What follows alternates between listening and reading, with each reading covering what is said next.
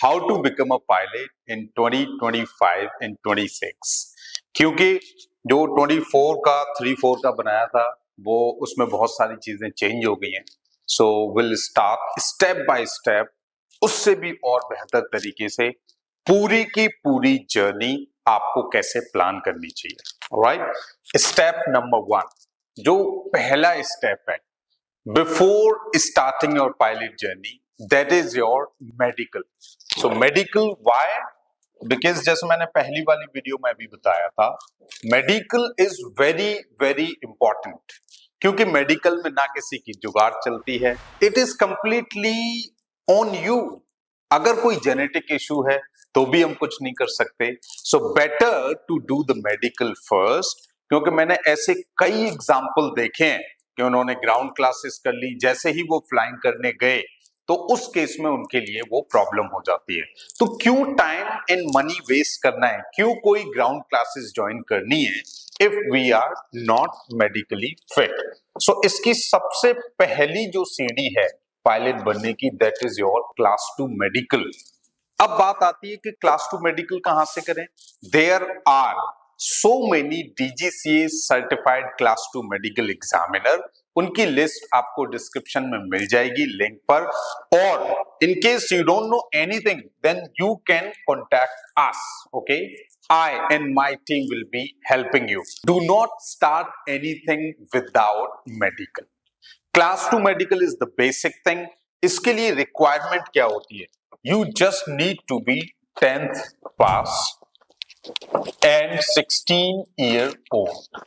16 साल और 10वीं पास अगर आप हो तो कोई भी क्लास 2 मेडिकल कहीं भी ऑल ओवर इंडिया में। बट डू रिमेंबर, बहुत सारे लोगों को ये कंफ्यूजन होता है कि क्या हम ये टेस्ट बाहर से करा लें। You can do it but make sure कि वो जो लैब है वो NABL या NABH सर्टिफाइड होनी चाहिए।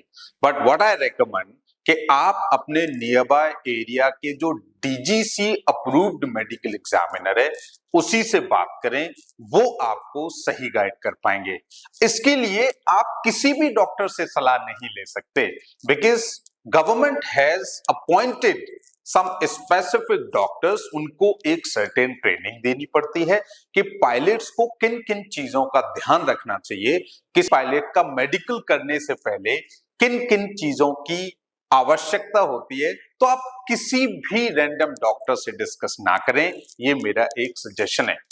अब उसके बाद बात आती है कि अगर क्लास 2 मेडिकल हो गया है, बहुत सारे लोग इसमें सेकंड स्टेप को लेकर के भ्रमित होते हैं कि भाई क्या करें, क्लास 1 कराएं या ना कराएं। बिकॉज क्लास 2 मेडिकल में आपकी 99% चीजें बिल्कुल क्लियर हो जाती हैं। अगर उसमें कोई प्रॉब्लम होती है तो आजकल क्लास 2 मेडिकल एग्जामिनर ही आपको सजेस्ट कर सकते हैं कि अगर कोई इश्यू होता है। अब 1% लेकर के चलते हैं। In my 18 years of aviation journey में हजारों पायलट्स में से 2 या 3 लोग क्लास 1 में जाकर के रुकते हैं। उसके लिए भी क्या है कि आज तक मेरे यहां से कोई भी परमानेंटली अनफिट नहीं हुआ है। 1-2 लोग हुए हैं, वो प्रोसेस उन्होंने क्या है दोबारा से शुरू किया, क्लास 1 मेडिकल एग्जामिनर के लिए चैलेंज किया। दूसरे, जैसे अगर आपको CME रिजेक्ट करता है तो आप बेंगलोर में अपील करते हो, वहां से करके आए। Somehow they all are with fit certificate. लेकिन अगेन, अगर आपको किसी चीज को लेकर के कुछ शंका है, लेट्स से कि पता नहीं मेडिकल में क्या होगा क्या नहीं होगा, या कोई जेनेटिक इशू है फैमिली की तरफ से, then I would highly recommend कि आपको क्लास 1 मेडिकल भी कराना चाहिए to start your pilot journey. अब क्लास 1 मेडिकल के लिए क्या आपको वेट करना पड़ेगा। क्लास 2 मेडिकल जब हो जाता है, रिपोर्ट्स DGCA के पास जाती हैं, DGCA आपको असेसमेंट देता है। अनटिल और अनलेस जब तक आपके पास क्लास 2 मेडिकल का असेसमेंट नहीं होगा, आप क्लास 1 मेडिकल एग्जाम नहीं करा सकते। तो क्लास 1 मेडिकल एग्जाम कराने की क्या रिक्वायरमेंट है? आपका क्लास 2 का असेसमेंट चाहिए, उसी के बेस पर क्लास 1 की आपको डेट मिलती है। अब बात करते हैं कि लेट्स से क्लास 2 मेडिकल करा दिया, कोई इश्यू ही नहीं है, सब कुछ बढ़िया है, तो अब हम क्या करें? जो नेक्स्ट स्टेप है वो है आपकी ग्राउंड क्लासेस। अब ग्राउंड क्लासेस क्या होती हैं, इसकी जरूरत क्यों होती है? क्योंकि ground classes are very very important. इसकी अगर हम कीमत की बात करें, क्लास 2 मेडिकल एग्जाम की अगर हम बात करते हैं तो ये आपका पड़ता है लमसम 6,000 से लेकर के 12,000। दैट डिपेंड्स कि आप किस डॉक्टर से करा रहे हो, दैट डिपेंड्स कि आपके कितने चेकअप्स होने हैं, और बहुत सारे फैक्टर्स पे डिपेंड करता है। अगर हमारे कॉमन चेकअप्स हैं तो उस केस में तो आपको कुछ भी टेंशन लेने की जरूरत नहीं है, वो 6 से 8,000 में आपका हो जाता है। अगर कोई भी doctor is asking for additional checkups तो आपको कोई लोड लेने की जरूरत नहीं है, क्योंकि अभी हम इस महंगी जर्नी को शुरू करने वाले हैं जिसमें हम 70-80 लाख रुपए लगाने वाले हैं। उसमें आप 2-5 हजार को लेकर के टेंशन मत लो, क्योंकि अभी तो हमें लगता है कि doctors are doing it just to sake of money. ऐसा नहीं होता है। If they have any doubt, और अगर वो आपके 2-4 एक्स्ट्रा चेकअप्स करके और आपको सही सही जानकारी दे सकते हैं तो इससे अच्छा समय नहीं हो सकता। क्यों? क्योंकि मैं नहीं चाहता कि आप 4-5 साल बाद किसी मेडिकल इशू के चक्कर में आप फ्लाइंग से अलविदा कहें। सो बेटर है कि 2-4-5 हजार जो लगने हैं उसे खुशी से लगाओ, जिससे वी कैन बी 100% कॉन्फिडेंट कि नहीं भाई अब तो पायलट की जर्नी शुरू करनी ही पड़ेगी। लेकिन अगर किसी को कोई डाउट है, please do not start your journey until और अनलेस आपका क्लास 1 का मेडिकल एग्जाम हो जाता है। अदरवाइज अगर कोई दिक्कत नहीं है, क्लास 2 मेडिकल आप क्वालिफाई कर चुके हो, कोई भी रेड सिग्नल नहीं है, उस केस में you can jump into the ground classes. Ground classes क्या है? These ground classes are the theory knowledge to become a pilot. बहुत सारे सब्जेक्ट्स होते हैं, 5 से 6 सब्जेक्ट्स हैं, मैं आपको अभी बताऊंगा। इनकी कीमत बहुत है, इसके पैसे फीस तो आपको ज्यादा नहीं लगती, लेकिन इसकी जो कीमत है वो बहुत हो जाती है। कैसे? अब let's say what are the subjects? Number 1 navigation. Okay, इसमें आप क्या पढ़ते हो? इसमें आप पढ़ते हो how to fly an aeroplane. एक जगह से दूसरी जगह कैसे जाओगे, लैटिट्यूड क्या होते हैं, लॉन्गिट्यूड क्या होते हैं। दूसरा आपका होता है रेगुलेशन, पायलट आप कैसे बनते हो, पायलट बनने के लिए क्या क्या रिक्वायरमेंट्स होती हैं, हम कहाँ फ्लाई कर सकते हैं, कहाँ हम फ्लाई नहीं कर सकते, ये सब हम रेगुलेशन में समझते हैं। तीसरा आपका सब्जेक्ट होता है that is your meteorology. Meteorology क्या होती है गाइस? ऊपर जाकर के क्या क्या आपके बादल हैं, कौन सी हवाएं चलती हैं, कौन सी चीज डेंजर है, किस में हम एंटर कर सकते हैं, किस में हम एंटर नहीं कर सकते। क्योंकि ऊपर जाकर guys clouds are so powerful कि वो आपके परमाणु बम के बराबर एनर्जी रखते हैं। अगर आपको ज्ञान नहीं है और आप गलत क्लाउड में एंटर हो गए तो क्या है, बड़ी मुश्किलों का सामना करना पड़ सकता है। फॉर दैट, अगर आप कम समय में सही जानकारी के साथ पायलट बनना चाहते हैं तो आप इस चैनल को सब्सक्राइब कर सकते हैं, क्योंकि हो सकता है कल आपको मेरी जरूरत पड़े और मैं आपको मिलूं ही ना। You need to understand meteorology, इसलिए हम इसकी पढ़ाई पढ़ते हैं। चौथा सब्जेक्ट जो होता है आपका, वो है आपका टेक्निकल। तो टेक्निकल जर्नल बोलते हैं इसको। तो technical journal is also very very important subject. Alright, इसमें आप समझते हो कि एरोप्लेन है क्या, इसके एक एक पार्ट का जो क्या काम है, क्यों ये एयरक्राफ्ट उड़ने लगता है, what are the laws, what are the things. So each and everything जो कि हर एरोप्लेन पर लागू होती है उसे हम टेक्निकल जर्नल में समझते हैं। टेक्निकल जर्नल बहुत इंपॉर्टेंट सब्जेक्ट होता है, क्योंकि आगे जाकर के whenever you have done your CPL, airline में भी ये बहुत इंपॉर्टेंस रखता है। जब आप एयरलाइन में सेलेक्ट हो जाते हो और आप कहीं टाइप रेटिंग पर जाते हो, तो अगर आपका बेसिक टेक्निकल हिला हुआ है तो आगे आपको प्रॉब्लम्स आती ही आती है। क्योंकि जब आप टाइप रेटिंग करते हो या एयरलाइन फ्लाइंग करते हो, वहां पर एडवांस टेक्निकल आपको बताया जाता है। सो अगर आपका टेक्निकल जर्नल वीक है तो आपको वहां पर दिक्कत होगी। बिकॉज मार्केट में क्या होता है, आपको 3 सब्जेक्ट्स के लिए प्रमोट किया जाता है कि ग्राउंड क्लासेस मतलब रेगुलेशन, मेटेरियोलॉजी, नेविगेशन पढ़ो और जाओ बाहर फ्लाइंग पे। तो ये जो एक सजेशन है, मैं इसके अगेंस्ट हूं। जाने को आप जा सकते हो, मेरा क्या मानना है कि आपको पूरी पढ़ाई पढ़नी चाहिए। ये चंद पैसों के बचाने के चक्कर में 50,000, 60,000 और मे भी 1,00,000 रुपए बचाने के चक्कर में आगे हम कई महीने, कई साल तक मैंने बर्बाद करते हुए लोगों को देखा है। सो आई सजेस्ट, अगर हम 80 लाख लगा रहे हैं तो 1,00,000 बचा के हम क्या ही बचा लेंगे। मैंने बहुत सारे एयरलाइन प्रिपरेशन की मैं कहानी बताता हूं आपको कि एयरलाइन में सबसे ज्यादा लोग यूएस से फ्लाइंग करके आने वाले फेल होते हैं, क्योंकि ज्यादातर उनका जो वीक एरिया है वो आपका टेक्निकल जर्नल होता है। So my wish is, appear आप 3 में करो लेकिन पढ़ाई सबकी करके जाओ। टेक्निकल स्पेसिफिक जो होता है वो तो बहुत इजी है, इसको आप छोड़ भी दो, कोई फर्क नहीं पड़ता। One more important subject, that is your RT, radio telephony. ये तो चलो थ्योरी हो गया, लेकिन फ्लाइंग शुरू करने से पहले ये 2 अगर आपके स्ट्रांग होते हैं, let's say technical and RT, तो आपकी फ्लाइंग भी बहुत मोहब्बत से होती है। क्योंकि अल्टीमेटली अगर आपकी आरटी ठीक नहीं है तो फ्लाइंग में आपको तकलीफ आने वाली है। आपके 2-5 घंटे आरटी को समझने में ही लग जाएंगे, बेसिक टेक्निकल को समझने में लग जाएंगे। और अगर 10 घंटे आपकी ट्रेनिंग बढ़ जाती है तो 10 घंटे का मतलब होता है कम से कम 2 लाख रुपए।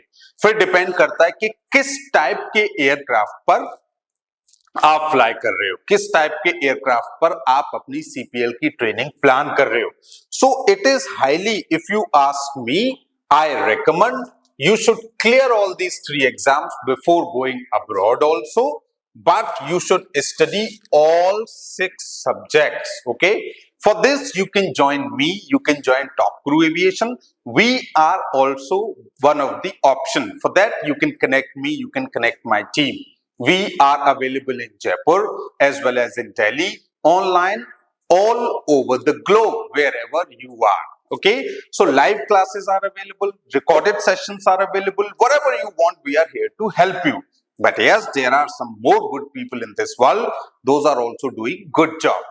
लेकिन नटशेल में आपको अपनी फ्लाइंग शुरू करने से पहले 2 महीने लग रहे हैं, 4 महीने लग रहे हैं, 6 महीने लग रहे हैं, फर्क नहीं पड़ता। लेकिन अगर आप बिना थ्योरी के फ्लाइंग शुरू करोगे तो प्रॉब्लम में आप आओगे, कोई और नहीं आएगा। I do not recommend to join any flying club until और अनलेस आपके डीजीसी एग्जाम्स क्लियर्ड हो गए। नहीं तो क्या होगा, कोई भी फ्लाइंग क्लब आपको 10-15 लाख रुपए मांगेंगे, आपको देने पड़ेंगे, फिर वो आपको यहीं से शुरू कराएंगे। I don't want you to waste your money. और अगर हम फ्लाइंग क्लब की बात करें तो आज भी फ्लाइंग क्लब में क्वालिटी ग्राउंड क्लासेस नहीं होती हैं। उसके XYZ रीजंस होते हैं, वो मैं यहां डिस्कस नहीं करना चाहता। बट आप लोगों की हेल्प के लिए मेरा सजेशन है, please complete your ground studies first. अब बात आती है कि इसमें टाइम कितना लगता है। इसमें आप 60 days, within 60 days we covered these 3 subjects. All right, you can easily apply computer by the time you are studying. उसके बाद आप अपीयर कर सकते हो। फिर आपके ऊपर डिपेंड करता है। हमारा कोर्स तो अगले लेट्स से 45 डेज में ये भी तीनों सब्जेक्ट्स फिनिश हो जाते हैं, आरटी भी टेक्निकल भी। बट मेरी राय होती है कि भाई पहले ये तीनों क्लियर करो, फिर टेक्निकल क्लियर करो, फिर आरटी सबसे बाद में दो। RT is conducted by WPC, अभी तक, कभी जल्दी हटने वाली है। बाकी के डीजीसीए के एग्जाम्स हैं, पहले डीजीसीए के एग्जाम्स क्लियर करो, फिर डब्ल्यूपीसी का जो आरटी है उसको देते रहो। By the time you clear these 3 exams, reg, met and nav, alright, उन तीनों एग्जाम के बाद ही आप अपनी फ्लाइंग को प्रोसीड कर सकते हो, फ्लाइंग को प्लान कर सकते हो। क्यों? क्योंकि हमारा क्लास 2 मेडिकल हो रखा है।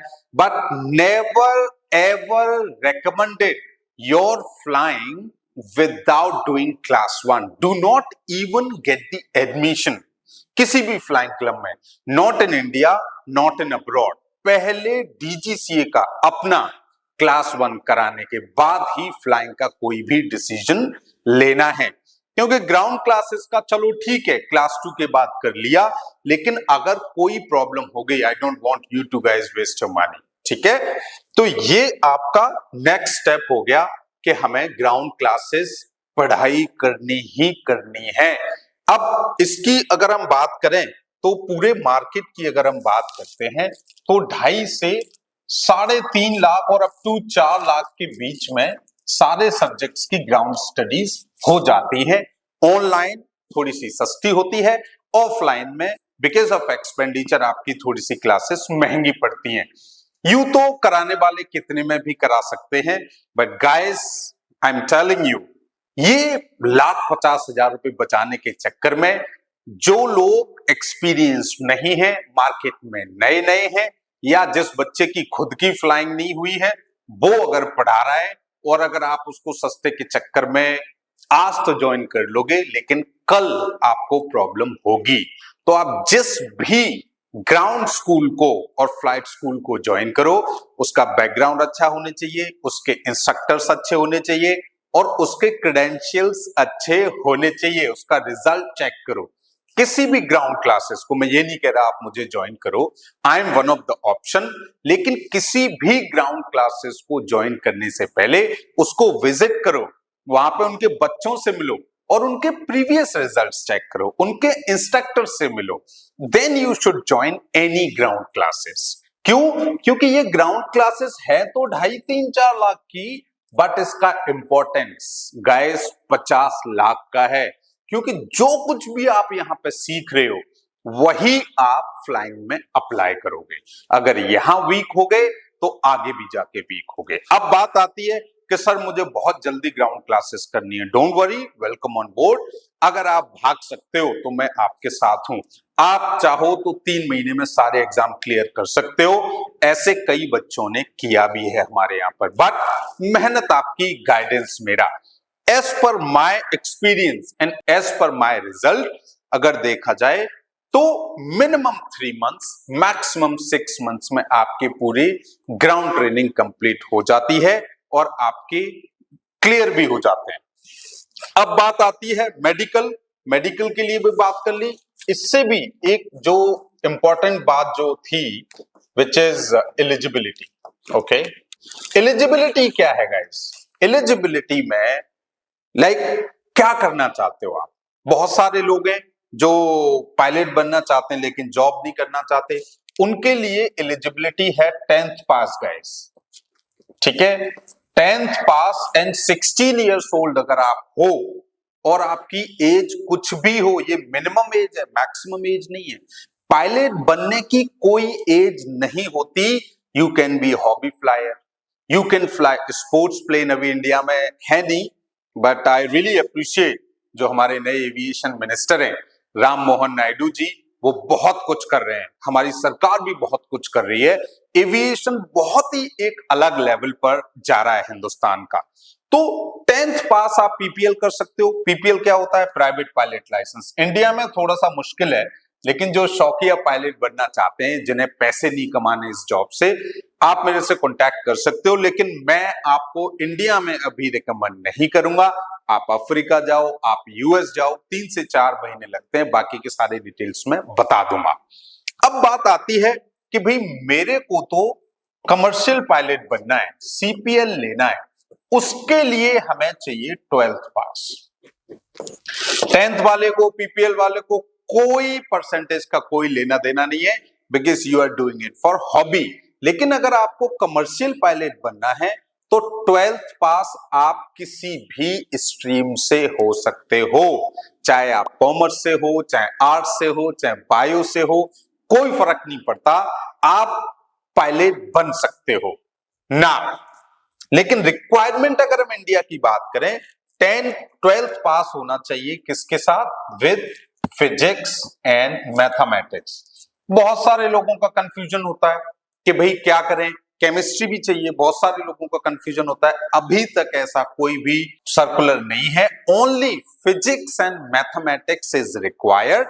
जिसके पास 12th में फिजिक्स एंड मैथमेटिक्स नहीं है, we do have one more beautiful thing, that is NIOS, National Institute of Open Schooling। अब ये क्या करता है, जो भी लेट्स से आपके पास मैथ्स नहीं है, ऑन डिमांड आप यहां से दे लो। लेट्स से आपके पास फिजिक्स नहीं है, ऑन डिमांड आप यहां से दे लो। अब बात आती है परसेंटेज की। तो डीजीसीए की कोई रिक्वायरमेंट नहीं है कि कितना परसेंट पायलट बनने के लिए चाहिए। देयर आर सम एयरलाइंस, उसमें एयर इंडिया सबसे टॉप पर आती है, जो 60% की डिमांड करती है। कभी कभी तो वो कहते हैं फिजिक्स मैथ्स एंड इंग्लिश में 60% दिखा दो, कभी कभी कहते हैं ओवरऑल दिखा दो, कभी कभी कहते हैं फिजिक्स मैथ्स में दिखा दो। तो ये उनकी अपनी अलग अलग रिक्वायरमेंट है, ये कोई सर्कुलर नहीं है। This is airline specific requirement. Otherwise अगर हम कॉमन बात करें तो 55% is acceptable throughout all of the airlines. Okay, so this is something which I can help you to understand this fact. किसी से भी हो 12th पास, आप फिर भी पायलट बन सकते हो। अब लेट्स से बहुत सारे लोग कहते हैं कि सर मेरे पास फिजिक्स मैथ्स तो है लेकिन मेरा परसेंट कम है, तो मैं कैसे, मैं एयर इंडिया को ही ज्वाइन करना चाहता हूं। उस केस में भी आप अपनी परसेंटेज को एनआईओएस से इंप्रूव कर सकते हो। क्यों? क्योंकि आपको आज नहीं चाहिए परसेंटेज, आप अपनी जर्नी आज से शुरू कर सकते हो, लेकिन आपको जो परसेंटेज देना है वो आपको 2 साल बाद देना है, whenever you are going to apply for an airline। जैसे एयर इंडिया में अप्लाई करने जाओगे उस समय वो पूछेंगे, तो या तो आप 12th दोबारा कर लो, ये एनआईओएस से कर लो, still you can improve your percentage, कोई दिक्कत नहीं है, बहुत सारे लोगों ने किया है। मेडिकल हो गया, ग्राउंड क्लासेस हो गई, एलिजिबिलिटी भी चेक हो गई। एलिजिबिलिटी चेक तो आप पहले ही कर लेना।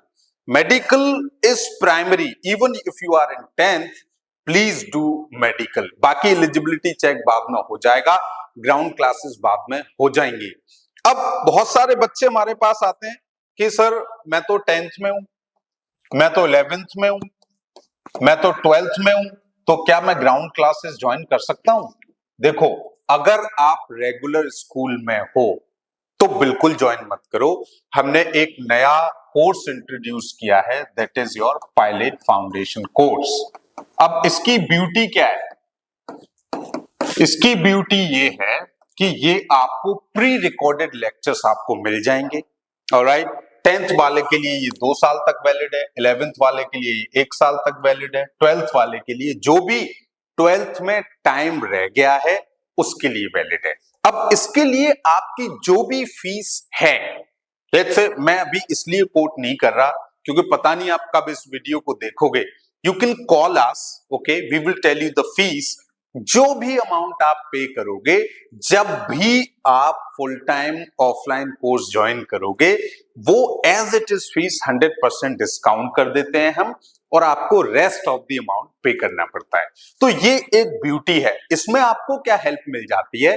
आपको हेल्प मिल जाती है कि आपको काउंसलिंग में कोई प्रॉब्लम नहीं आती, फंड्स कैसे अरेंज करने हैं उसमें हम आपको गाइड कर देते हैं। कभी भी कोई भी सवाल आपके दिमाग में आता है तो we are here to help you, you can call someone. अगर आप 10th 11th 12th में हो तो आपको आई डू नॉट रेकमेंड कि 1 घंटे से ज्यादा पायलट फाउंडेशन कोर्स की वीडियो देखनी चाहिए। इसमें आपको वीकली हम डाउट सेशन देते हैं, उसमें काउंसलिंग भी करते हैं, फंड कैसे अरेंज करें वो भी करते हैं, कितने टाइम में कैसे कैसे फंड्स आपको अरेंज करने चाहिए उसमें भी हेल्प करते हैं। अगर आपके गार्जियन की काउंसलिंग करने की जरूरत होती है, उनको इंफॉर्मेशन प्रोवाइड कराने की जरूरत होती है, तो उनसे भी हम कनेक्ट होकर के उनको ये प्रोसेस समझाने की कोशिश करते हैं और आपकी हेल्प करते हैं। Number 2, now let's say pilot foundation course तो ये हो गया 10th 11th 12th। बहुत सारे लोग मेरे से बोलते हैं सर मैं पायलट बनना चाहता हूं बट मैं जॉब कर रहा हूं, मैं कैबिन क्रू हूं। बहुत सारे लोग हैं ऐसे जो अपनी नौकरी नहीं छोड़ सकते। आई प्रॉमिस यू गाइस कि डीजीसीए के एग्जाम्स क्लियर करने के लिए आपको अपनी नौकरी छोड़ने की कोई जरूरत नहीं है। मेरे पास प्री रिकॉर्डेड कोर्स है वर्किंग प्रोफेशनल के लिए, और वीकली मैं आप लोगों से कनेक्ट होकर के आपके डाउट क्लियर करूंगा। You don't have to worry about anything. Again let's say आपके पेपर क्लियर हो गए, उसके बाद आप ज्वाइन कर रहे हो, ऑफलाइन आपको ज्वाइन करना है।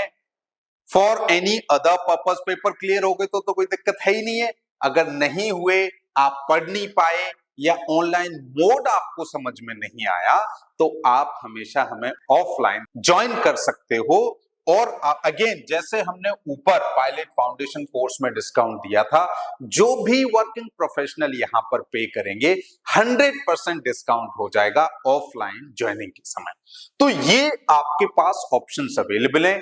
I am here to help you and I will teach you guys. Don't worry, I'll teach you everything, whatever you want, whatever I have to teach you to become you a pilot. आपको जो कुछ भी पढ़ना है मैं आपको पढ़ाऊंगा, जो भी पायलट बनने के लिए जरूरत है वो मैं आपको सिखाऊंगा।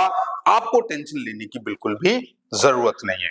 अब बात आती है सबसे इंपॉर्टेंट, क्योंकि असली मुद्दा तो पैसे का है, और सारा पैसा कहां लगना है? आपकी फ्लाइंग में। फ्लाइंग कहां से करो?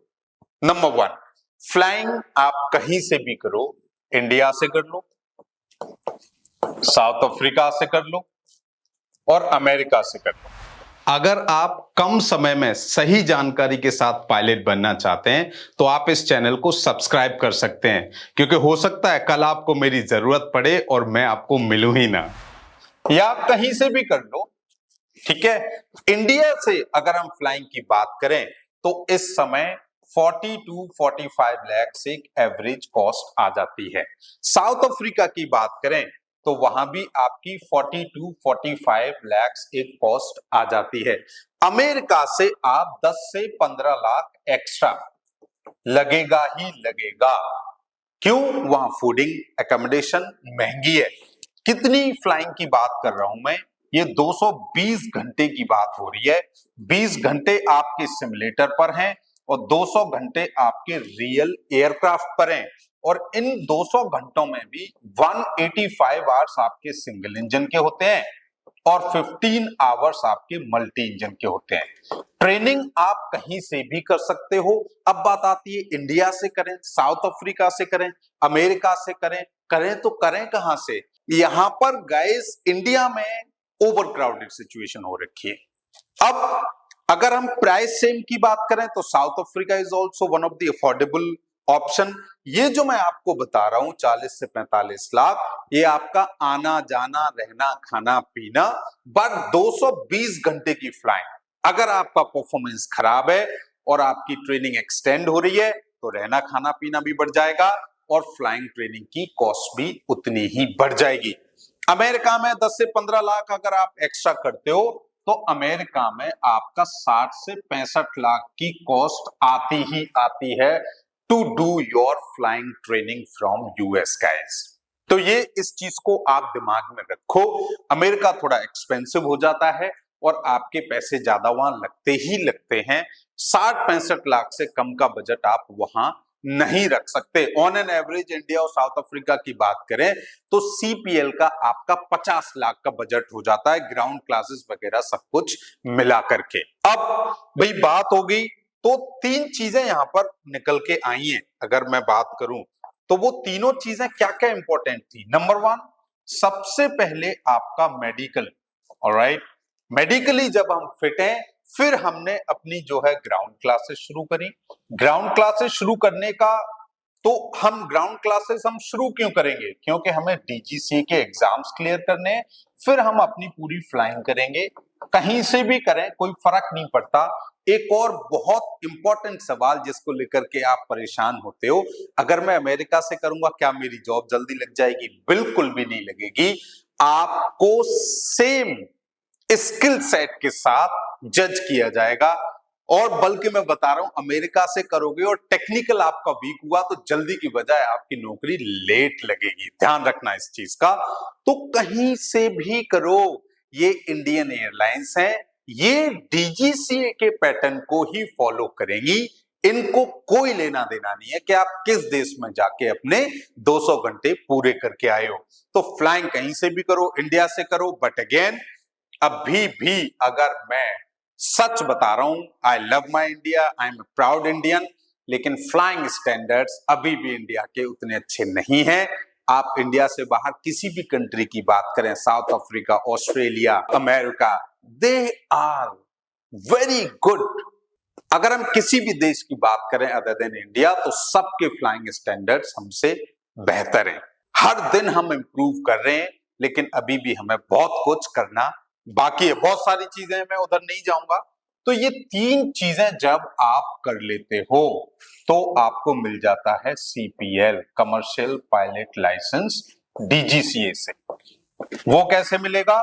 जब आप इंडिया से करते हो तो आपको CPL सीधा मिल जाएगा। अगर आप अब्रॉड से करते हो तो वहां से आपको कन्वर्जन एग्जाम्स हम यहीं से पास करा के भेजेंगे, लेकिन वहां से आके आपकी लमसम 7 से 10 घंटे की फ्लाइंग होती है, जो कि कन्वर्जन के लिए रिक्वायरमेंट है।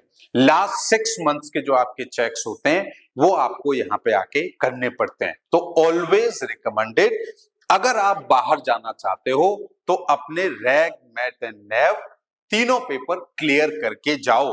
अगर आप यूएस का प्लान कर रहे हो तो RT का एग्जाम भी यहीं से क्लियर करके जाओ। जल्दबाजी में कुछ नहीं रखा है, जल्दबाजी में कुछ नहीं रखा है। अब कोई भी कंट्री जो कॉमनवेल्थ है, जैसे यूके हो सकता है, फिलीपींस हो सकता है, साउथ अफ्रीका हो सकता है, अदर देन यूएस, इन सब की RT एज इट इज अपने इंडिया में वैलिड हो जाती है, हम उसको कन्वर्ट करा सकते हैं। लेकिन फिर भी अगर आप इंडियन RT ले लेते हो तो सोने पे सुहागा हो जाता है। Other than our country India, बाहर सब जगह RT माने फॉर्मेलिटी, कुछ भी नहीं होता, हलवे की तरह आपको मिल जाती है।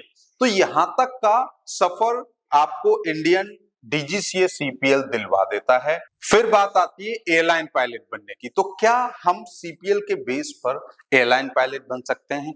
नहीं। एयरलाइन पायलट बनने के लिए आपको टाइप रेटिंग करनी ही करनी पड़ेगी, कोई और चारा नहीं है। लेकिन तो क्या कर सकते हैं? लेट्स से बहुत सारे सवाल होते हैं कि भाई मेरे पास फंड्स नहीं है टाइप रेटिंग के, तो आप यहीं से CPL के बेस पर आप ग्राउंड इंस्ट्रक्टर बन सकते हो कुछ दिन के लिए, आप फ्लाइट इंस्ट्रक्टर बन सकते हो। चाहो तो अगर अब्रॉड से फ्लाइंग कर रहे हो तो वहां आप पहले ही चेक कर सकते हो, अगर आपका स्किल सेट अच्छा है तो वहां भी आप इंस्ट्रक्टर बन सकते हो, इंडिया में भी आप इंस्ट्रक्टर बन सकते हो। कुछ दिन, साल 2 साल अपने पैसे कमा के, पैसे जमा करके आप टाइप रेटिंग कर सकते हो। पर जो मैंने ऊपर बजट बताया है उतना तो चाहिए ही चाहिए, और कोई चारा नहीं है गाइस। अगर आपके पास 10 लाख है, 20 लाख है, 30 लाख है, तो आप उसका प्लॉट लेके पटक दो कहीं पर, पैसे बढ़ जाएंगे, आपके किसी काम आएंगे। Please do not waste your money here, क्योंकि यहां कम पैसे में कुछ नहीं होने वाला है। अगर अभी नहीं है तो आपको प्लान करना पड़ेगा, लेकिन करना तो पड़ेगा, इसका कोई ऑल्टरनेट नहीं है। Let's say flight instructor, ground instructor के लिए आपको कुछ नहीं करना है, फ्लाइंग क्लब आपको ले सकते हैं, TCA टॉप क्रू एविएशन आपको ले सकता है। ऐसे ही और भी एकेडमीज जो बड़े लेवल पे काम कर रही है, जो और इंस्ट्रक्टर्स को रखने में बिलीव रखती है, वो आपको हायर कर लेंगी। क्योंकि कुछ लोग तो मार्केट में ऐसे हैं जो खुद ही पढ़ाते हैं, वो किसी और को रखना पसंद नहीं करते, तो वहां फिर आपकी अपॉर्चुनिटीज कम हो जाती हैं। Anyway, everybody is doing good job. अब फ्लाइट इंस्ट्रक्टर बनने के लिए कहीं भी, जैसे आपको फ्लाइट इंस्ट्रक्टर इंडिया में बनना है या बाहर बनना है, तो यहाँ 4 से 5 लाख रुपए और लगेंगे CPL के बाद, और आप इंस्ट्रक्टर बन सकते हो। सैलरी आपकी लमसम लाख रुपए के आसपास शुरू हो सकती है, थोड़ी बहुत कम भी हो सकती है, क्योंकि आप इंस्ट्रक्टर बन रहे हो, फिर धीरे धीरे बढ़ती जाती है। आप 2 साल में इसको आराम से 1.5 से 2 लाख के आसपास ले जा सकते हो। अब बात आती है एयरलाइन पायलट की। तो एयरलाइन के लिए आपको टाइप रेटिंग करनी ही पड़ेगी। क्यों? एक तो CPL का एग्जाम होता है एयरलाइन का, जिसमें आपके सारे DGCA सब्जेक्ट से रिलेटेड पूछा जाएगा। जो हमने अलग अलग एग्जाम दिए थे वो ही सारे एग्जाम्स यहां पर हमें एक में ही 100 मार्क्स का क्वेश्चन पेपर होगा। अब उसके लिए ट्रिक क्या है गाइस? 4-5 घंटे पढ़ते रहो सीपीएल के बाद, क्योंकि आजकल एयरलाइन बड़ी स्मार्ट हो गई है। वो 10 दिन का टाइम देती है, जिसमें जो रेडी है उसका सिलेक्शन हो जाता है और जो रेडी नहीं है वो रह जाता है। फिर धीरे धीरे आप सेल्फ डाउट में चले जाते हो, डिप्रेशन में चले जाते हो। फिर आप लोगों के दिमाग में ये भी ख्याल आते हैं कि एयरलाइन में तो जुगाड़ चलती है, जो कि बिल्कुल सरासर गलत है गाइस। अगर आप मेहनत कर रहे हो ईमानदारी से तो आपका सिलेक्शन एक बार में हो जाएगा। So please do not blame the system, check yourself, are you giving 100% efforts जो आपको देने चाहिए थे। अब एयरलाइन में जब भी आप रिटन एयरलाइन में सिलेक्शन का तरीका होता है कि आपका रिटन एग्जाम होगा, ऑलराइट, फिर साइकोमेट्री टेस्ट होगा, फिर आपका पर्सनल इंटरव्यू होगा। 2 तरीके की वैकेंसीज होती है एयरलाइन में, एक आपकी टाइप रेटेड वैकेंसी होती है और एक आपकी नॉन टाइप रेटेड वैकेंसीज होती हैं। नॉन टाइप रेटेड में नॉर्मल सीपीएल होल्डर बैठ सकते हैं। जब आपका सिलेक्शन हो जाएगा, चाहे टाइप रेटेड वैकेंसी हो चाहे नॉन टाइप रेटेड वैकेंसी हो, दोनों में सिलेक्शन का प्रोसेस सेम होता है। अब लेट्स से टाइप रेटेड वैकेंसी है तो रिटन में आपने जिस एयरक्राफ्ट पर टाइप रेटिंग कर रखी है उससे रिलेटेड सवाल पूछे जाएंगे, और जो नॉन टाइप रेटेड है उसमें आपका पूरा सीपीएल का कोर्स पूछा जाएगा। कभी कभी नॉन टाइप रेटेड में भी 20 से 25% सीपीएल के क्वेश्चंस पूछे जाते हैं। तो ये डिपेंड करता है आप किस एयरलाइन में अप्लाई कर रहे हो, वैकेंसीज कौन सी है। जब आप इस तरीके से, एक तो ये कहानी होगी गाइस, ये पूरा मेथड था कन्वेंशनल, ओके। जब कन्वेंशनल हो गया, एक और तरीका है जो अभी आजकल सबका बड़ा हॉट टॉपिक है कि भी कन्वेंशनल करें या कैडेट करें। तो अब हम थोड़ी सी कैडेट की भी बात कर लेते हैं यहां पर। गाइस, चाहे कन्वेंशनल करो चाहे कैडेट करो, लेकिन कुछ स्टेप्स दोनों के लिए सेम है। कैसे? नंबर 1, सबसे पहले तो आप क्लास 2 कराओ, चाहे कुछ भी करो, उसके बाद आप ग्राउंड क्लासेस करो। हम किस तरीके से आप लोगों के लिए ये चीज लेकर के आए हैं, इफ यू जॉइन अस, आपकी जर्नी बड़ी मोहब्बत से चलेगी। कैसे? क्लास 2 क्लियर हो गया, it means you are medically fit. अब जब ग्राउंड क्लासेस चल रही हैं, लेट्स से किसी भी एयरलाइन की कैडेट की ओपनिंग आ जाती है, we pause your ground classes, आपकी यहां पर हम कैडेट प्रिपरेशन शुरू करा देते हैं। अब जो सबसे पॉपुलर कैडेट का इंडिया में अगर हम बात करें तो एयर इंडिया और दूसरा है आपका Indigo. Guys, Indigo well settled company है। कैडेट प्रिपरेशन के लिए हम जो चाहिए, जैसे रिटन एग्जाम में, अब यहां पर गाइस ट्रिक है। कन्वेंशनल में आपका सिलेक्शन प्रोसेस सबसे लास्ट में जाके होता है, सीपीएल बेस्ड है। कैडेट में सिलेक्शन प्रोसेस आपका घुसते ही हो जाता है। तो यहां पर जो आपका रिटन एग्जाम है, तो रिटन एग्जाम जो बेस्ड है that is based on 10+2 level, physics, maths, English, उसका एग्जाम होगा, क्योंकि अभी तो आपको पायलट का कुछ आता नहीं है। साइकोमेट्री सेम रहता है। पीआई में आपका जो 10+2 लेवल का होता है, यहां पर भी क्या है मैं बता रहा हूं, 60 से 70% क्राउड जो भी साइकोमेट्री के बाद कैडेट में पर्सनल इंटरव्यू में जा रहे हैं, वो डीजीसीए के एग्जाम्स क्लियर करके जाते हैं। तो इंटरव्यू में एक एडेड एडवांटेज हो जाता है और आपको रिलेटेड टू जो भी आपका एग्जाम क्लियर होता है उससे पूछा जाता है। Now how it is good option, पहले क्लास 2 किया, फिर ग्राउंड क्लासेस करी।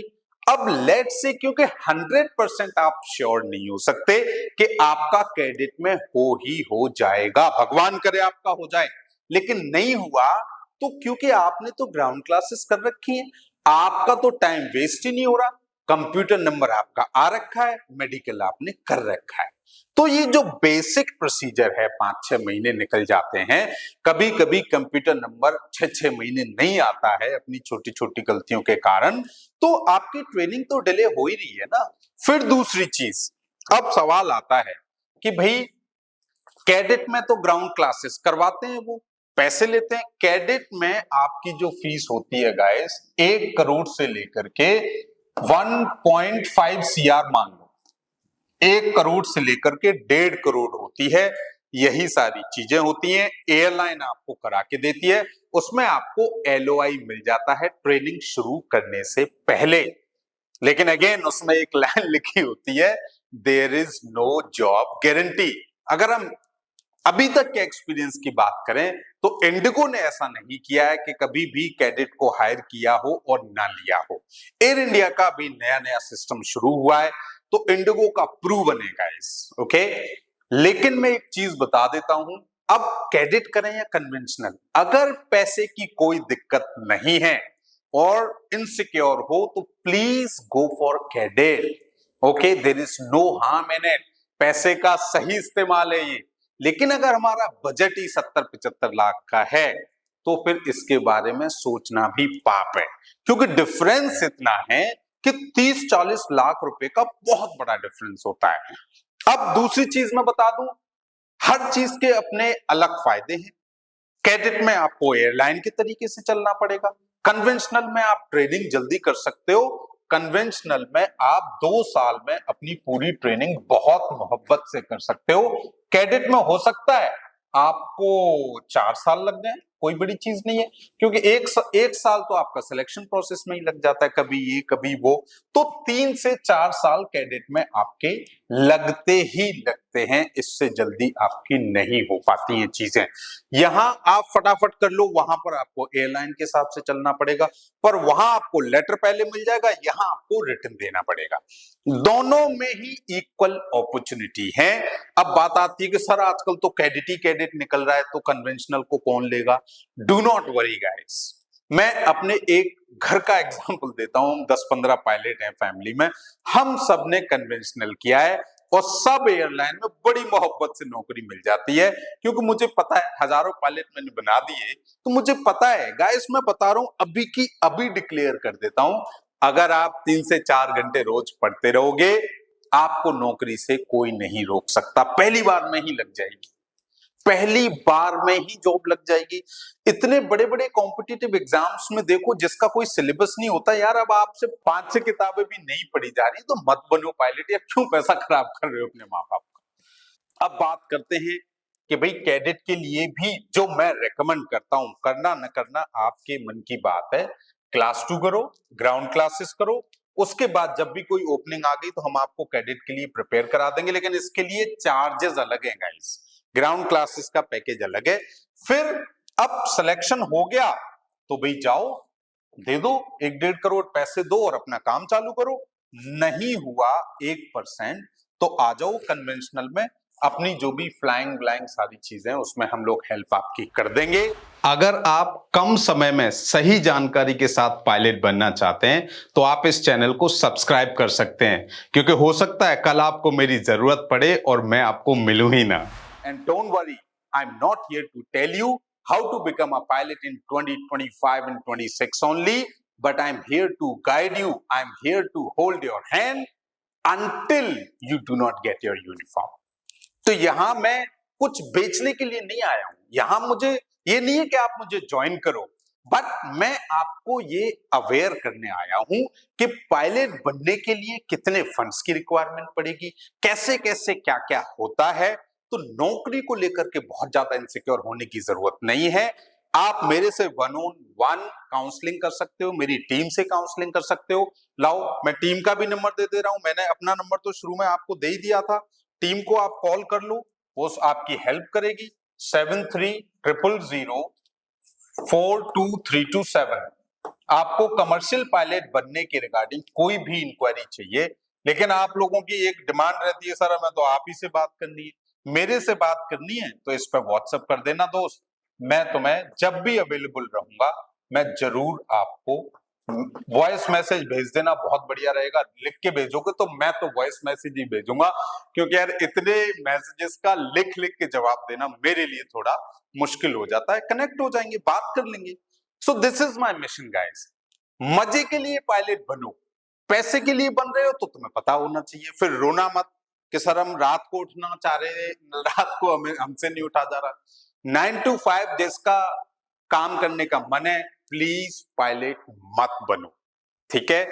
अगर फ्लाइंग आपका पैशन है, कुछ नया करना है, अगर आपका शर्मीला स्वभाव है, तो भी पायलट मत बनो, क्योंकि रोज नए नए लोगों से आपको मिलना पड़ेगा। लेकिन यस, अगर आपको 5 स्टार लाइफ जीनी है, 5 स्टार में लेओवर करना है, बढ़िया बढ़िया यूनिफॉर्म पहन के मजे करने हैं, तो मेहनत करो, मजा भी आ जाएगा।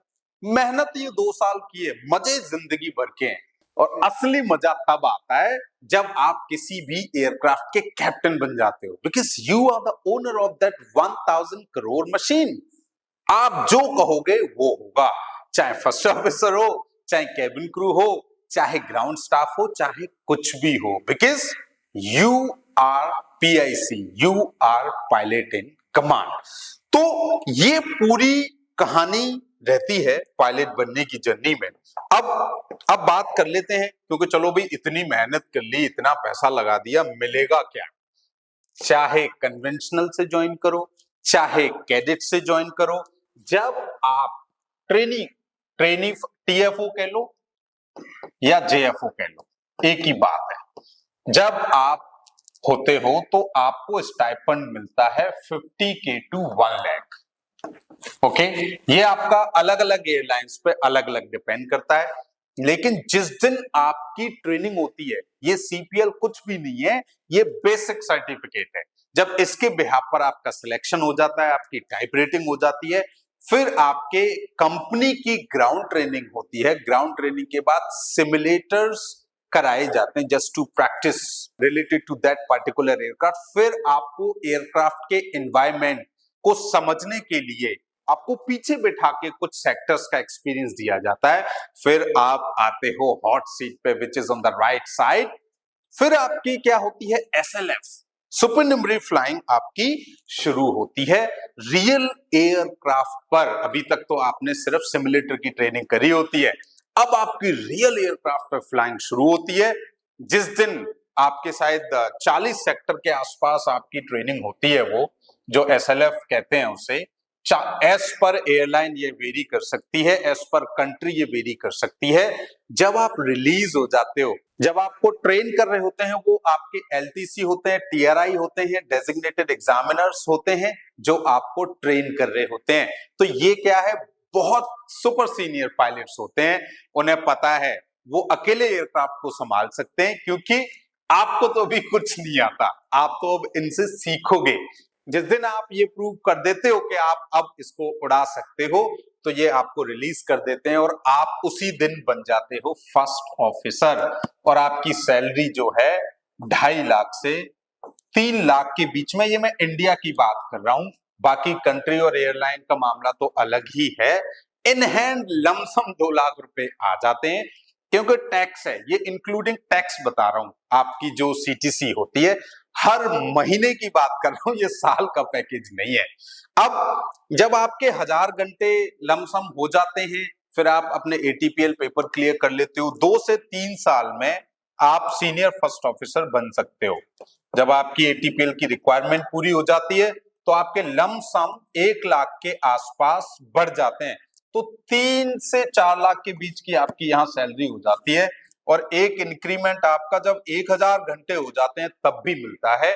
Now the very very good, वो है आपका कैप्टन। तो आप आराम से 4 से 5 साल में, अगर आप और जल्दी भी करो तो 3 से 4 साल में कैप्टन बन सकते हो। और यहाँ आपकी सैलरी हो जाती है 4.5 से 6.5 लाख रुपए। तो अब ये क्या कहानी है भाई, आप बताओ मेरे को, ऐसी कौन सी नौकरी है जो 3 से 4 साल में आपकी सैलरी डबल कर देगी। तो ऐसी बात नहीं है। अगर हम इतना पैसा लगा रहे हैं और इतनी मेहनत कर रहे हैं, तो भी उसका वर्थ भी है, पैसा भी हम अच्छा खासा कमाते हैं। फिर इसके बाद और भी बहुत सारे एडेड एडवांटेज हैं, वो भी मैं बताऊंगा।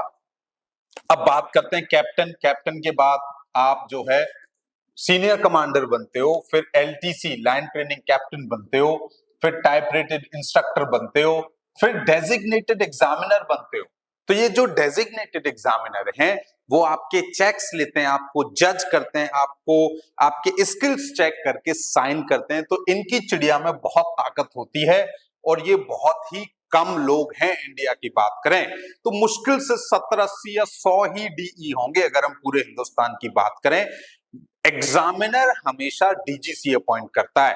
तो डीई आप क्या है 8 से 10 साल के एक्सपीरियंस में बन सकते हो और इनकी सैलरी 10 से 12 लाख रुपए होती है। लेकिन गाइस देखो 10 लाख रुपए सैलरी का मतलब है इन हैंड 7 लाख ही आएंगे, 3 लाख तो टैक्स में हर महीने कट जाएंगे, क्योंकि जो लोग सालों में कमाते हैं वो तो आपकी हर महीने सैलरी आ रही है। बट ये है कि ये अपनी अपनी जर्नी है। बहुत सारे लोग क्या है सीनियर कमांडर बनकर बहुत दिन काम करते हैं, बहुत सारे लोग सीनियर फर्स्ट ऑफिसर बन के बहुत दिन काम करते हैं। तो ये आपकी जर्नी है। पायलट बनने के बाद जिसको पैसा कमाना है वो मिडिल ईस्ट चले जाते हैं क्योंकि वहां टैक्स नहीं लगता, जिसको फैमिली चाहिए वो यहीं रह जाता है। तो चॉइस इज योर्स कि कौन सी कंपनी में कौन सा एयरक्राफ्ट चलाना है। एयरक्राफ्ट आप चेंज करोगे, एक बार आप किसी भी एयरलाइन में हैं तो आपको अब कुछ भी करने की जरूरत नहीं है। लेट्स से एयरलाइन कहती है आप दूसरा एयरक्राफ्ट उड़ाओ। एयर इंडिया का एग्जांपल ले लेते हैं।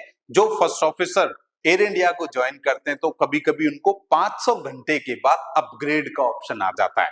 अपग्रेड का ऑप्शन बोले तो अभी आप नैरो बॉडी उड़ा रहे हो, लेट्स से एयरबस उड़ा रहे हो और मे बी बोइंग 737 उड़ा रहे हो, आगे जाके 777 और 747 उड़ाने का आपको मौका मिल सकता है, क्योंकि इंडिगो के पास अभी वाइड बॉडी एयरक्राफ्ट नहीं है, लेकिन एयर इंडिया में ये अपॉर्चुनिटी खुली हुई है आपके लिए। दूसरी चीज, जब आप बात करते हैं भाई घर में आप तो पायलट बन गए, उसका फायदा क्या हुआ, तो ब्लड रिलेशन में और बहुत सारे फैमिली मेंबर्स को, let's say brother in law, father in law, mother in law, इन सबको भी आपके पायलट बनने का फायदा मिलता है। ब्लड रिलेशन में सिस्टर एंड ब्रदर्स तो अलाउड ही है, मदर फादर तो अलाउड ही है। अनलिमिटेड टिकट्स मिलते हैं, ठीक है। बहुत सारी चीजें लोड पर डिपेंड करता है, लेकिन आपको टिकट के पैसे नहीं देने पड़ते, ओनली टैक्स देना पड़ता है। तो है ना मजेदार बात। इसी तरीके से अगर लेट्स से मैं जा रहा हूं लेओवर पे तो मैं अपनी वाइफ को भी ले जा सकता हूं। वहां पर सिर्फ फूड का मेरे को पे करना पड़ेगा, अकोमोडेशन तो मुझे कंपनी ने दिया ही है। ऐसे बहुत सारी चीजें हैं, स्पेशली ट्रेवल टिकट्स, ये सिर्फ आप ही को मिलते हैं, किसी और को नहीं मिलते। बहुत सारे लोग हैं मेरे को मेरी यारी दोस्ती में पूछते हैं कि यार कुछ डिस्काउंट मिलेगा क्या, तो डिस्काउंट वगैरह हम नहीं दिला सकते, लेकिन अगर आप खुद पायलट हो तो आपकी फैमिली को 100% बेनिफिट मिलेगा ही मिलेगा। I hope I have told you everything to start your journey. फिर भी कोई इसमें, बिकॉज ये एक बेसिक नॉलेज है। As I am very happy today कि YouTube फैमिली मेरी 76,000 से भी बड़ी हो चुकी है, तो आप लोगों को मैं एक ऑफर देने वाला हूं, बहुत तगड़ी चीज ऑफर करने वाला हूं। पिछली बार जब मैंने रिकॉर्ड किया था तो मैंने 790 का एक कोर्स लॉन्च किया था। इस बार आप लोगों के प्यार से ये फ्री ऑफ कॉस्ट है। अब मैं how to become a pilot in 2025 and 26 की एक सीरीज स्टार्ट करने वाला हूं, जिसमें मैं पूरा जो भी ये 790 का कोर्स था इसको और अपग्रेड करके आपके YouTube पर ही डालने वाला हूं। तो आपको परचेज करने की बिल्कुल भी जरूरत नहीं है, क्योंकि मैं अब इस मिशन पर हूं कि मैं पूरे हिंदुस्तान को मैं ये बता दूंगा कि पायलट बनते कैसे हैं, जिससे ठगी भी रुकेगी और अवेयरनेस भी बढ़ेगी। क्योंकि मैंने ऐसे ऐसे लोगों से मुलाकात करी है कि आधे लोगों को तो यही पता है कि चश्मा है तो पायलट नहीं बन सकते, कुछ लोग कहते हैं मेरे पे साइंस नहीं है तो पायलट नहीं बन सकते, कुछ लोग कहते हैं कि भाई एयरफोर्स के अलावा पायलट कैसे बनते हैं। तो मुझे इस देश को जगाना है। देखो आज फंड्स नहीं है, कल हो जाएंगे, लेकिन आज आप नहीं तो कोई और कर लेगा। बनो या मत बनो, पर आपको प्रोसेस तो पता होना चाहिए। इसलिए ये मैंने डिसाइड किया है कि आज से ही ये सीरीज शुरू होगी और सब कुछ आपको YouTube पर फ्री ऑफ कॉस्ट मिलेगा। Thank you so much, welcome on board, see you in cockpit soon, take care.